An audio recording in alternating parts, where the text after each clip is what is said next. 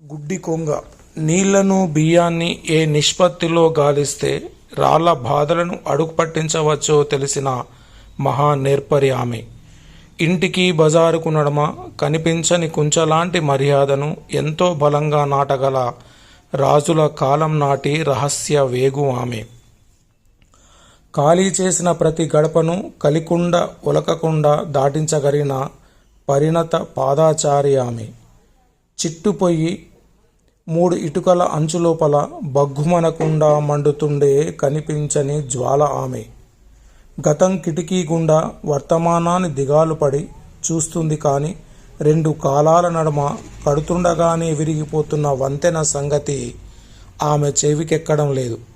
తను నింపిన బొజ్జల ఎదుగుదలతో పాటే కాలాన్ని 2 ముక్కలు చేసి మనమంతా మొదటి తాను విమానంలో దూసుకుపోతున్న సంగతి తెలియని బేలతల్లి ఆమె. ఇన్ని సుడిగుండాలను ఓటి పడవ మీద ఎట్లా ఈదుకొచ్చింది? హైజాక్ చేయబడ్డ విమానం లాంటి బతుకుతో ఇంత సురక్షితంగా ఎట్లా ల్యాండ్ అయింది? ఇన్ని క్రూర మృగాల మధ్య తిరిగి కవచమేది లేకుండానే ఎలా బతికి బట్టగట్టింది? మది నిండా ఎంతకీ ఒడవని సొద ఏమిటో? పరుగులు తీస్తున్న కాలం రెక్కల మీద ఇప్పుడెందుకు మిడుగుడ్లే చూస్తుందో చెప్పనలవి కాదు.